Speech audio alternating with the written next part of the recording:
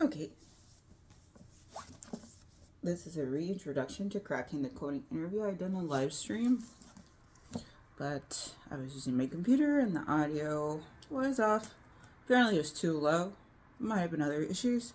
Regardless, this is to go ahead and read the first 3 chapters as a video with the goal of returning to live stream starting at chapter 4.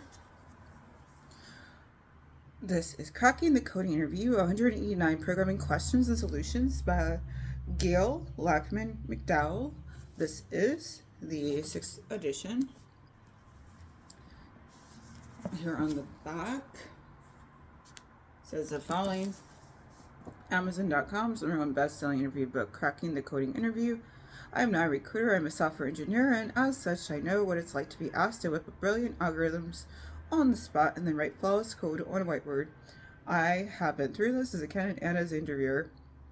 Cracking the Coding Interview 6th edition is here to help you through this process, teaching you what you need to know and enabling you to perform at your very best. I've coached and interviewed hundreds of software engineers. The result is this book. Learn how to uncover the hints and hidden details in a question, discover how to break down a problem into manageable chunks, develop techniques to unstick yourself when stuck, learn or relearn core computer science concepts, and practice on 189 interview questions and solutions. These interview questions are real. They are not pulled out of computer science textbooks. They reflect what's truly being asked at the top companies so that you can be as prepared as possible. What's inside? 189 programming interview questions ranging from the basics to the trickiest algorithm problems. A walkthrough of how to derive a solution so that you can learn how to get there yourself. Hints on how to solve each of the 189 questions just like what you would get in a real interview. 5 proven strategies to tackle algorithm questions so that you can solve questions you haven't seen. Extensive coverage of essential topics such as big O, time, data structures, and core algorithms. A behind-the-scenes look at how top companies like Google and Facebook hire developers. Techniques to prepare for and ace the soft side of the interview, behavioral questions. For interviewers and companies, details on what makes a good interview question and hiring process. And then it says Gayle, Laakmann, McDowell. Gayle Laakmann McDowell is the founder and CEO of the Career Cup and the author of Cracking the PM Interview and Cracking the Tech Career. Gayle has a strong background in software development, having worked as a software engineer at Google, Microsoft, and Apple. At Google, she interviewed hundreds of software engineers and evaluated thousands of hiring packets as part of the hiring committee. She holds a BSc and MSc in computer science from the University of Pennsylvania and an MBA from the Wharton School. She now consults with tech companies to improve their hiring process and with startups to prepare for acquisition interviews. Continuing on, title page. For Davis and Tobin and all the things that bring us joy in life. Here is a brief rundown of the table of contents. Introduction. Has the following parts.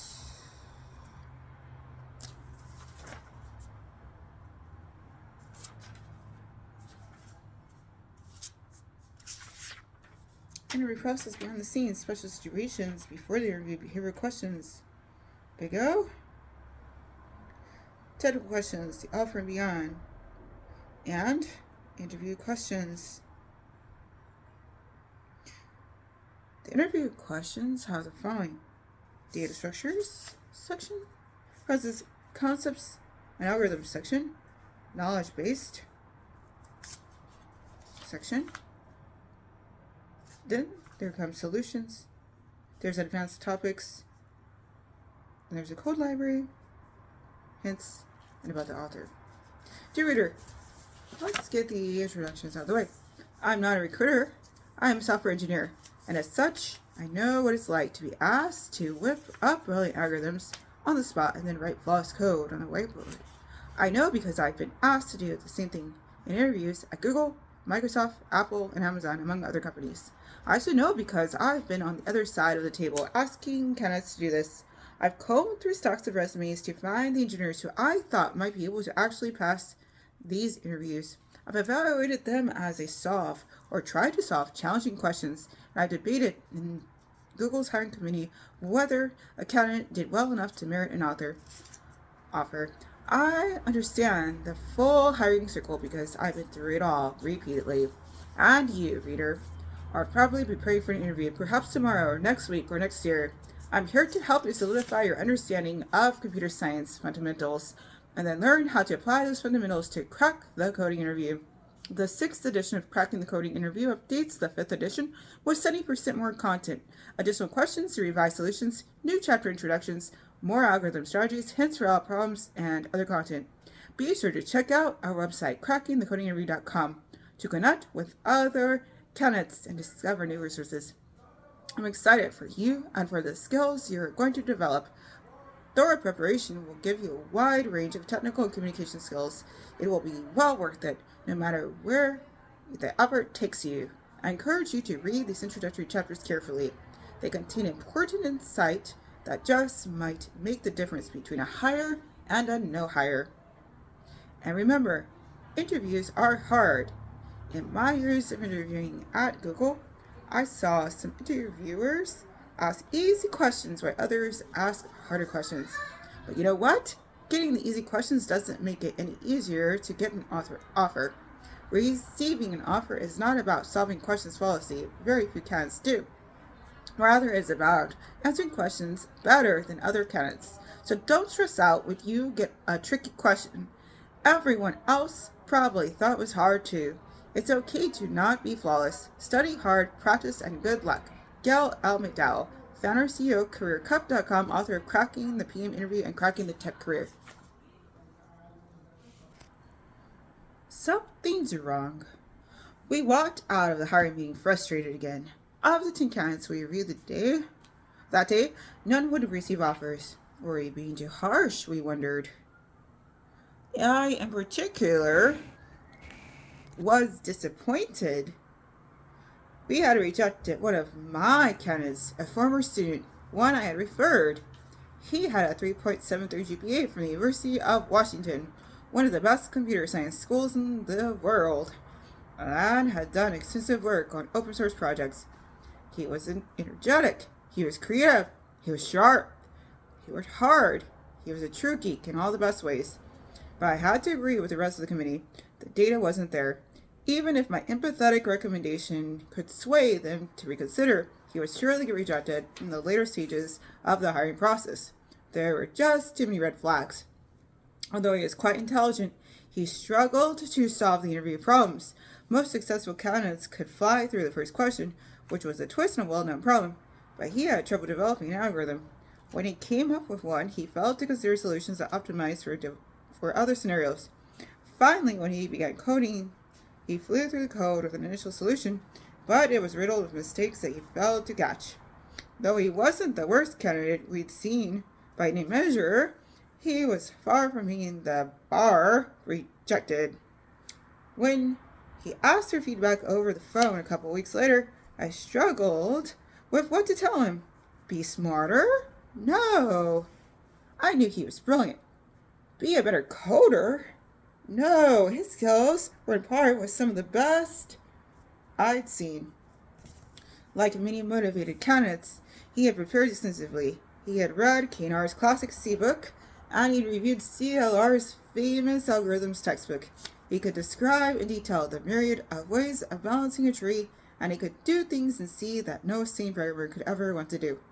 I had to tell him the unfortunate truth. Those books aren't enough. Academic books prepare you for the fancy research. They will probably make you a better software engineer, but they're not sufficient for interviews. Why? I'll give you a hint. Your interviewers haven't seen red-black trees since they were in school either. To crack the coding interview, you need to prepare with real interview questions.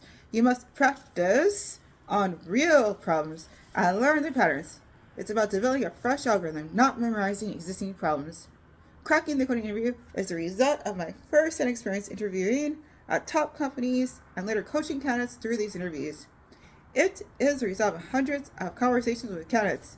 It's the result of the thousands of questions contributed by candidates and interviewers. And it's the result of seeing so many interview questions from so many firms. Enclosed in this book are 189. of the best interview questions selected from thousands of potential problems. My approach. The focus of cracking the coding interview is algorithm, coding, and design questions. Why?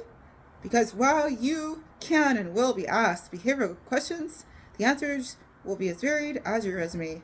Likewise, while many firms will ask so-called trivia questions, e.g., what is a virtual function, the skills developed through practicing these questions are limited to very specific bits of knowledge.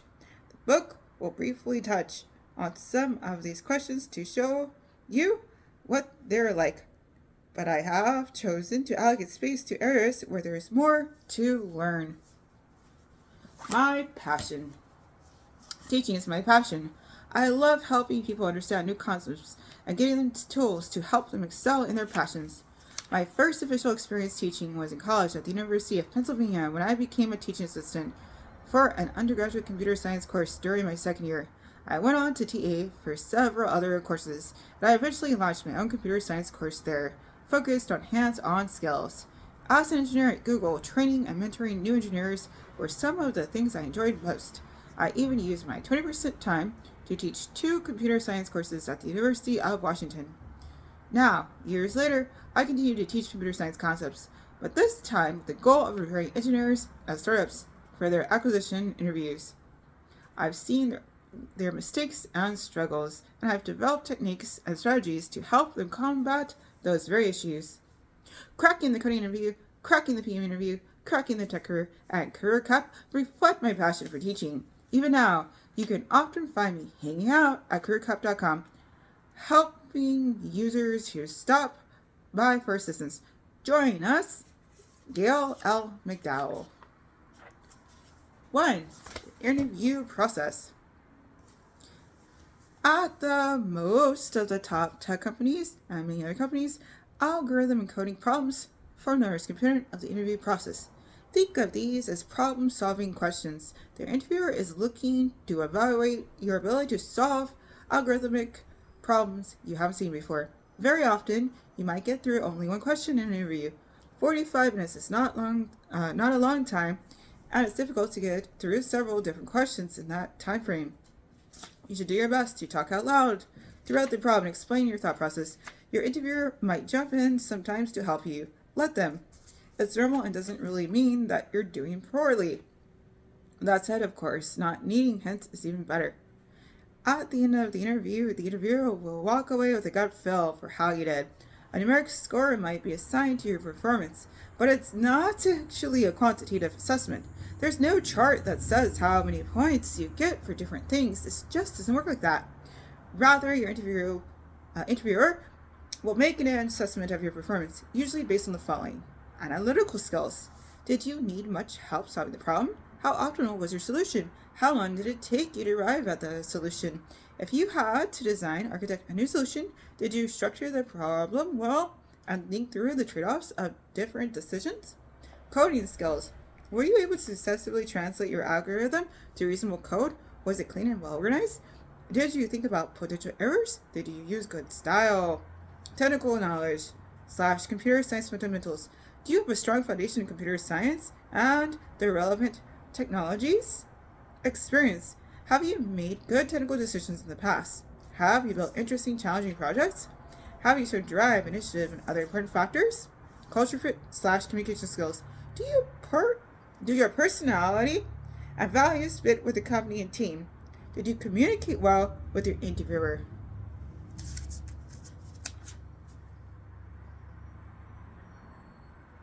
The weighing of these errors will vary based on the question, interviewer, role, team, and company. In a starting algorithm question, it might be almost entirely the first 3 of those. Why? This is one of the most common questions cats have. This is one of the most common questions cats have as they get started with this process. Why do things this way? After all, 1. Lots of good cats don't do well in these sorts of interviews. 2. You could look up the answer if it did ever come up. 3. You really have to use data structures such as binary search trees in the real world.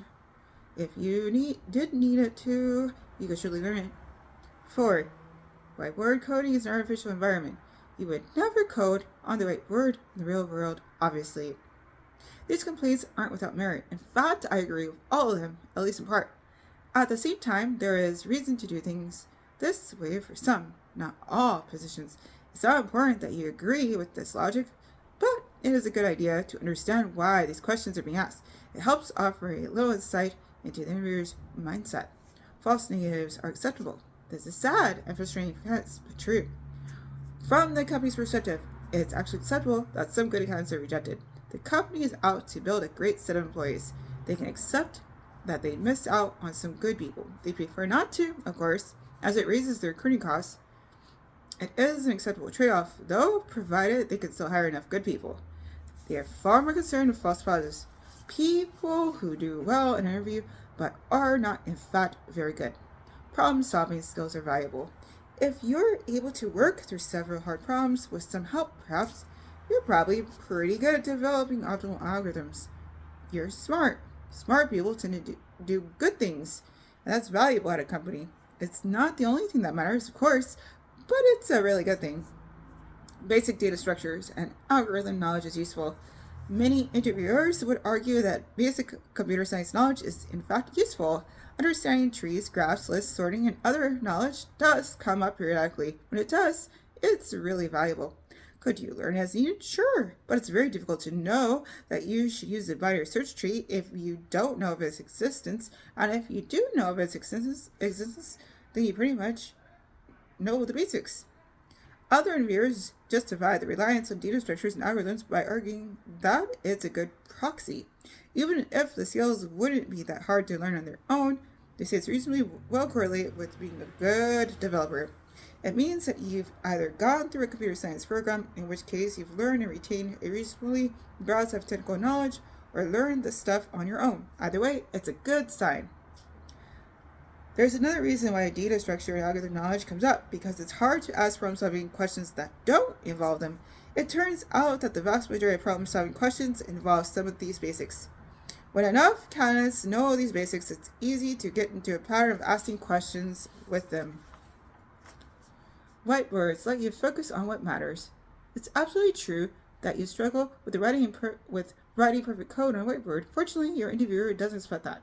Virtually everyone has some bugs or minor technical errors. The nice thing about a whiteboard is that, in some ways, you can focus on the big picture. You don't have a compiler, so you don't have to make your code compile.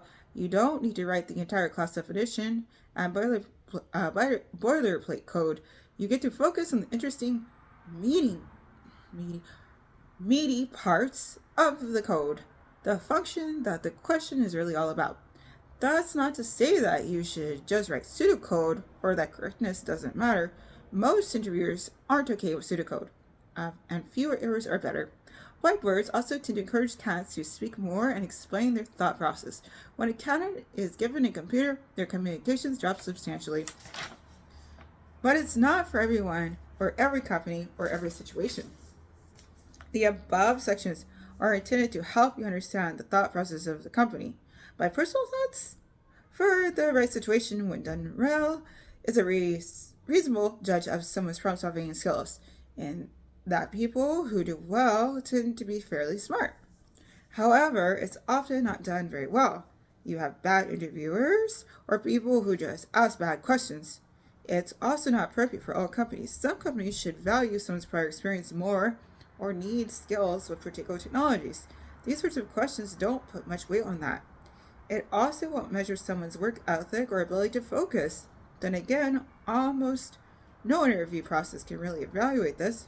This is not a perfect process by any means, but what is?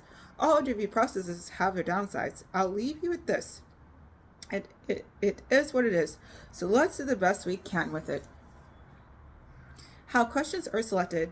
Candidates frequently ask what the recent interview questions are at a specific company. Just asking this question reveals a fundamental misunderstanding of where questions come from.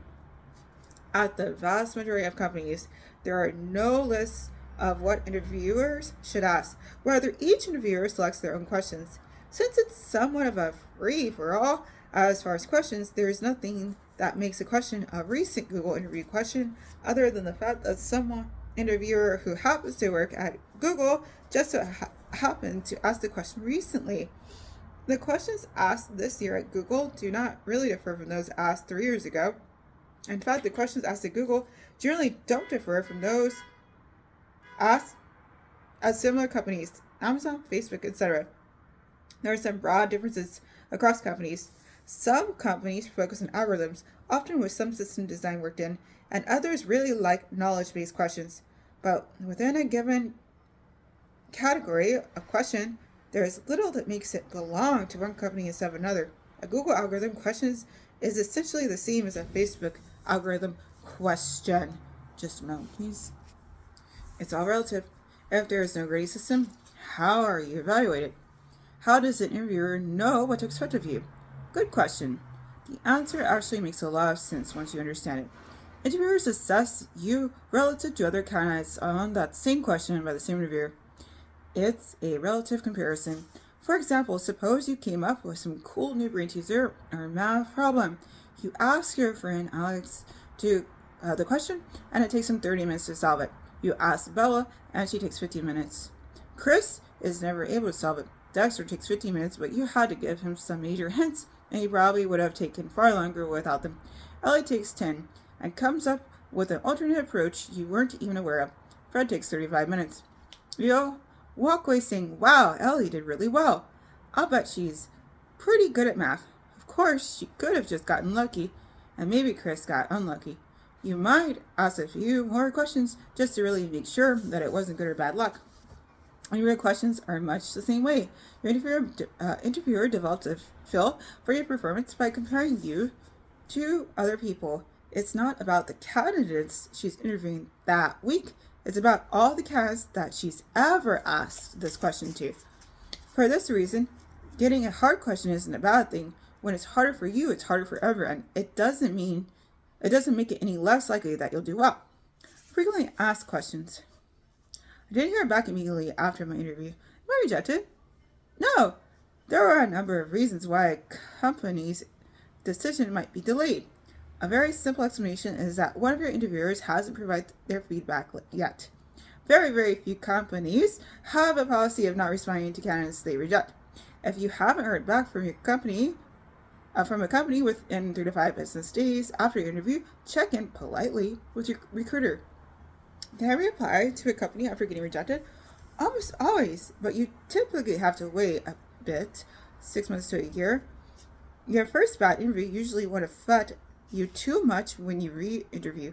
Lots of people get rejected from Google and Microsoft and later get offers from them.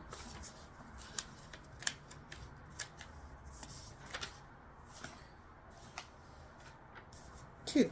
Behind the scenes. Most companies conduct the interviews in very similar ways. We will offer an overview of how companies interview and what they're looking for. The information should guide your interview preparation and your reactions during and after the interview. Once you're selected for an interview, you usually go through a screening interview. This is typically conducted over the phone. College candidates who attend top schools may have these interviews in person. Don't let the name fool you. The screening interview often involves coding and algorithms questions, and the bar can be just as high as it is for an in-person interviews. If you're unsure whether or not the interview will be technical, ask the recruiting coordinator what position your interviewer holds or what the interview might cover. An engineer will usually perform a technical interview. Many companies have taken advantage of online synchronized document editors, but others will expect you to write code on paper and read it back over the phone. Some interviewers may even give you homework to solve after you hang up the phone or just ask you to email them the code you wrote. You typically do 1 or 2 screening interviews before being brought on site. In an on-site interview round, you usually have 3 to 6 in-person interviews. One of these is often over lunch.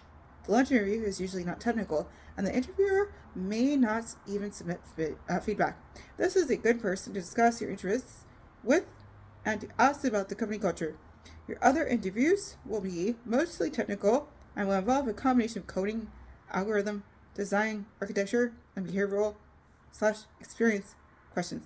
Design / architecture. The distribution of questions between the above topics varies between companies and even teams due to company size and just pure randomness. Interviewers are often given a good deal of freedom in their interview questions. After you interview, your interviewers will provide feedback in some form.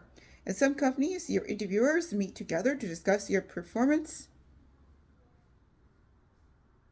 and come to a decision. In other companies, interviewers submit a recommendation to a hiring manager or a hiring committee to make a final decision. In some companies, interviewers don't even make the decision.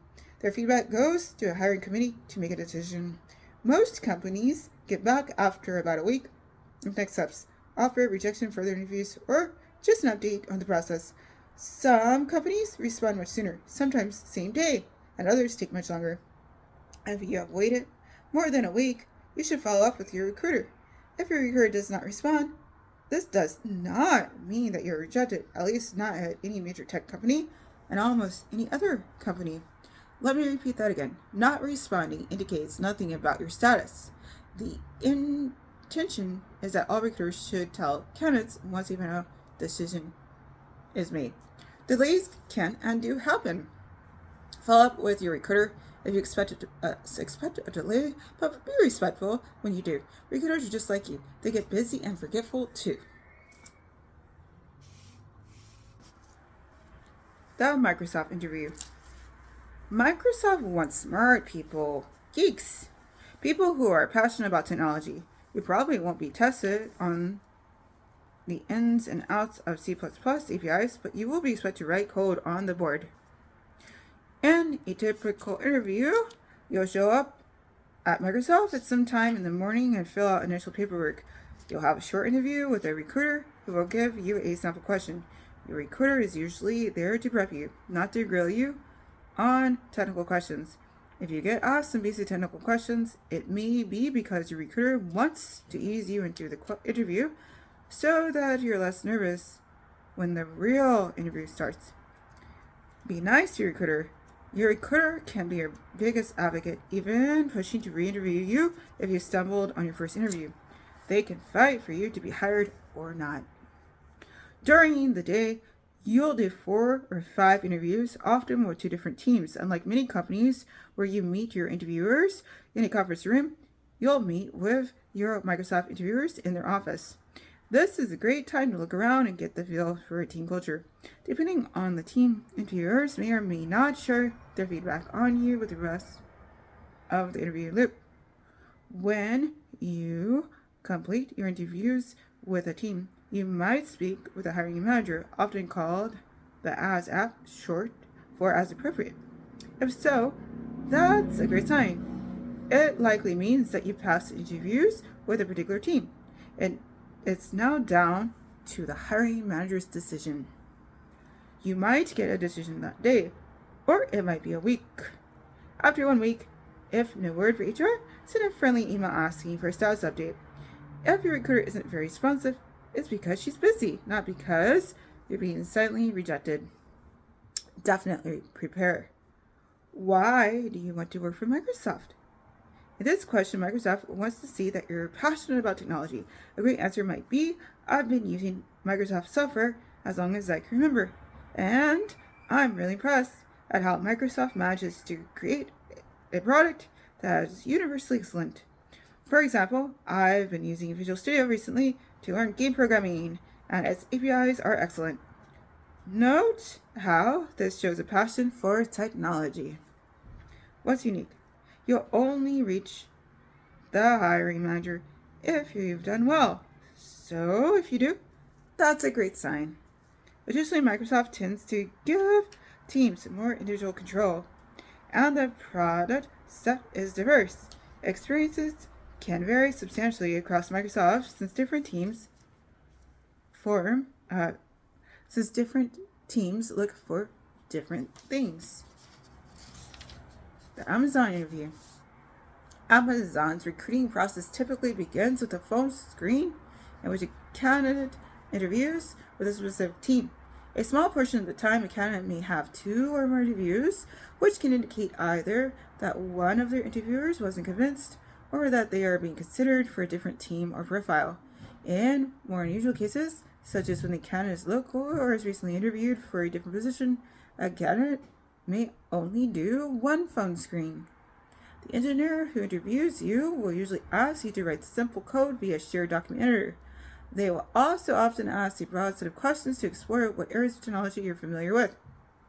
Next, you fly to Seattle or whichever office you're interviewing for 4 or 5 interviews with 1 or 2 teams that have selected you based on your resume and phone interviews. You will have to code on a whiteboard, and some interviewers will stress other skills. Interviewers are each assigned a specific area to probe and may seem very different from each other. They cannot see the other feedback until they have submitted their own, and they are discouraged from discussing it until the hiring meeting. The bar raiser interview is charged with keeping the interview bar high. They attend special training and will interview candidates outside their group in order to balance out the group itself. If one interview seems significantly harder and different, that's most likely the bar raiser. This person has both significant experience with interviews and veto power in the hiring decision. Remember, though, just because you seem to be struggling more in this interview doesn't mean you're actually doing worse. Your performance is judged relative to other candidates. It's not evaluated on simple percent correct basis. Once your interviewers have entered their feedback, they will meet to discuss it. They will be the people making the hiring decision. While Amazon's recruiters are usually excellent at following up with candidates, occasionally there are delays. If you haven't heard from Amazon within a week, we recommend a friendly email. Definitely prepare. Amazon cares a lot about scale. Make sure you prepare for scalability questions. You don't need a background in distributed systems to answer these questions. See other recommendations in the System Design and Scalability chapter. Additionally, Amazon tends to ask a lot of questions about object-oriented design. Check out the object-oriented design chapter for sample questions and suggestions. What's unique? The other bar raiser, is brought in from a different team to help keep the bar high. You need to impress both this person and the hiring manager. Amazon tends to experiment more with its hiring process than other companies do.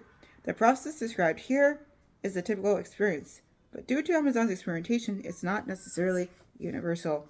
The Google interview. There are many scary rumors floating around about Google interviews, but they're mostly just that, rumors. The interview is not terribly different from Microsoft's or Amazon's. A Google engineer performs the first phone screen, so expect tough technical questions. These questions may involve coding, sometimes via a shared document. Candidates are typically held to the same standard and are asked similar questions on phone screens as in on-site interviews. On your on-site interview, you'll interview with 4 to 6 people, one of whom will be a lunch interviewer. Interviewer feedback is kept confidential from the other interviewers, so you can be assured that you enter each interview with a blank slate. Your lunch interviewer doesn't submit feedback, so this is a great opportunity to ask honest questions. Interviewers are typically not given specific focuses, and there is no structure or system as what you're asked when. Each interviewer can conduct the interview however she would like. Written feedback is submitted to a hiring committee, HC, of engineers and managers to make a hire/no hire recommendation. Feedback is typically broken down into 4 categories: analytical ability, coding, experience, and communication. And you're given an overall score from 1.0 to 4.0. The HC usually does not include any of your interviewers. If it does, it was purely by random chance.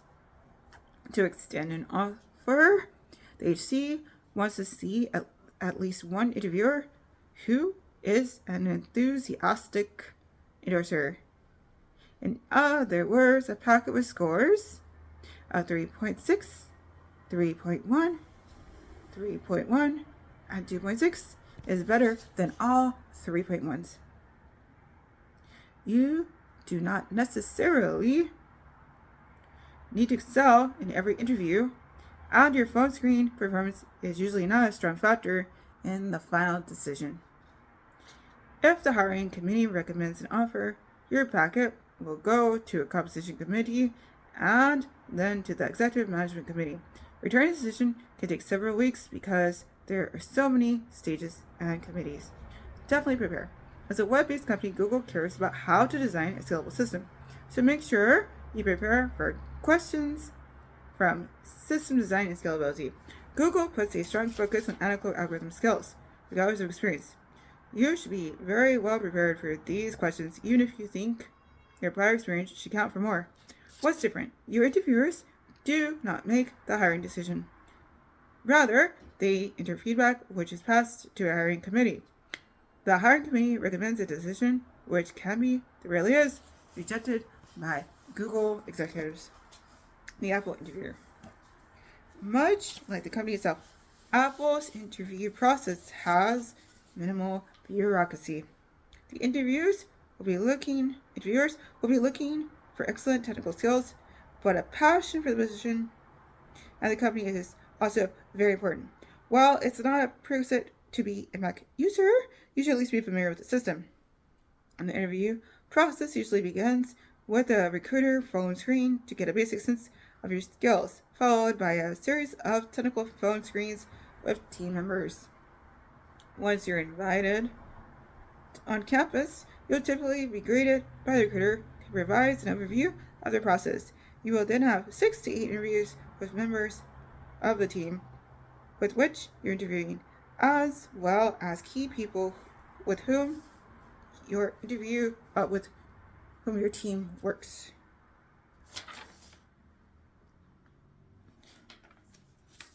You can expect a mix of one-on-one and two-on-two interviews. Be ready to code on a whiteboard and make sure all of your thoughts are clearly communicated. Lunch is with your potential future manager and appears more casual, but it's still an interview. Each interviewer usually focuses on a different area, as discouraged from sharing feedback with other interviewers unless there's something they want subsequent interviewers to drill into. Towards the end of the day, your interviewers will compare notes. If everyone still feels you're a viable candidate, you will have an interview with the director and the VP of the organization in which you're applying. While the decision is rather informal, it's a very good sign if you make it. The decision also happens behind the scenes, and if you don't pass, you'll simply be escorted out of the building without ever having been the wiser until now. If you made it to the director and VP interviews, all of your interviewers will gather in a conference room to give an official thumbs up or down. The VP typically won't be present, but can still veto the hire if they weren't impressed. Your recruiter will usually follow up a few days later, but feel free to ping him or her for updates. Definitely prepare. If you know what team you're interviewing with, make sure you read up on that product. What do you like about it? What would you improve? Offering specific recommendations can show your passion for the job. What's unique? Apple does 2 one-on-one interviews often, but don't get stressed. Apple gives 2 one-on-one interviews often, but don't get stressed about them. It's the same as a one-on-one interview. Also, Apple employees are huge Apple fans. You should show the same passion in your interview. The Facebook interview.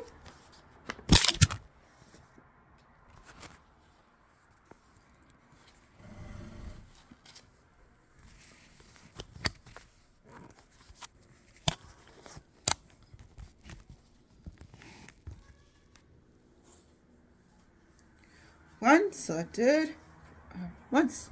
selected for an interview, candidates will generally do one or more phone screens. Phone screens will be technical and will involve coding, usually an online document editor.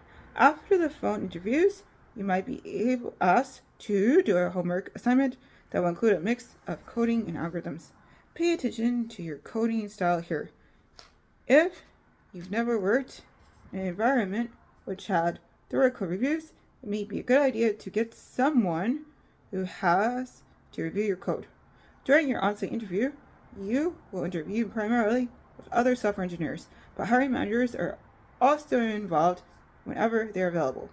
All interviewers had gone through comprehensive interview training, and who you interview with has no bearing on your odds of getting an offer.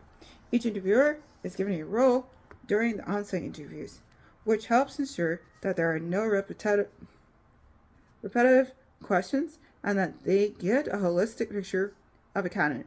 These roles are behavioral, Jedi. This interview assesses your ability to be successful in Facebook's environment. Would you fit well with the culture and values? What are you excited about? How do you tackle challenges? Be prepared to talk about your interest in Facebook as well. Facebook wants passionate people. You might also be asked some coding questions in this interview. Coding and algorithms, Ninja. These are your standard coding algorithms questions, much like what you'll find in this book. These questions are designed to be challenging. You can use any programming language you want. Design architecture. Pirate. For a back-end software engineer, you might be asked system design questions. Front-end or other specialties will be asked design questions related to that discipline. You should openly discuss different solutions and their trade-offs. You can typically expect 2 Ninja interviews and 1 Jedi interview. Experienced candidates will also usually get a pirate interview. After your interview, interviewers submit written feedback prior to discussing your performance with each other. This ensures that your performance in one interview will not bias another interviewer's feedback. Once everyone's feedback is submitted, your interviewing team and a hiring manager get together to collaborate on a final decision. They come to a consensus decision and submit a final hire recommendation to the hiring committee. Definitely prepare. The youngest of the elite tech companies, Facebook, wants developers with an entrepreneurial spirit. In your interviews, you should show that you love to build stuff fast. They want to know you can hack together an elegant and scalable solution using a language of choice. Knowing PHP is not especially important, particularly given that Facebook also does a lot of back-end work in C++, Python, Erlang, and other languages. What's unique? Facebook interviews developers for the company in general, not for a specific team. If you are hired, you will go through a 6-week boot camp, which will help ramp you up in the massive code base. You'll get mentorship from senior devs, learn best practices, and ultimately get a greater flexibility in choosing a project than if you were assigned to a project in your interview. The Palantir interview. Unlike some companies which do pooled interviews, where you interview with the company as a whole, not with a specific team, Palantir interviews for a specific team. Occasionally, your application might be rerouted to another team where there's a better fit. The Palantir interview process usually starts with 2 phone interviews. These interviews are about 30 to 45 minutes and will be primarily technical. Expect to cover a bit about your prior experience with a heavy focus on algorithm questions. You might also be sent a hacker-ranked coding assessment, which will evaluate your ability to rank optimal solutions and correct code. Less experienced candidates, such as those in college, are particularly likely to get such a test. After this, successful candidates are invited to campus and will interview with up to 5 people. On-site interviews cover your prior experience, relevant domain knowledge, data structures, and algorithms, and design. You may also likely Get a demo of Palantir's products. Ask good questions to demonstrate your passion for the company. After the interview, the interviewers meet to discuss your feedback with the hiring manager. Definitely prepare. Palantir values hiring brilliant engineers. Many candidates report that Palantir's questions were harder than those they saw at Google and other top companies. This doesn't necessarily mean it's harder to get an offer, although it certainly can. It just means interviewers prefer more challenging questions. If you're interviewing with Palantir, you should learn your core data structures and algorithms inside and out. Then focus preparing with the hardest algorithm questions. Brush up on system design too if you're interviewing for a back-end role. This is an important part of the process. What's unique? A coding challenge is a common part of Palantir's process. Although you'll be at your computer and can look up materials as needed, don't walk into this unprepared. The questions can be extremely challenging, and then the efficiency of your algorithm will be evaluated. Thorough interview preparation will help you here. You can also practice coding challenges online at hackerrank.com. We'll be putting a pin here. The goal is to pick up part 3 at a later time. Thank you so much. Bye.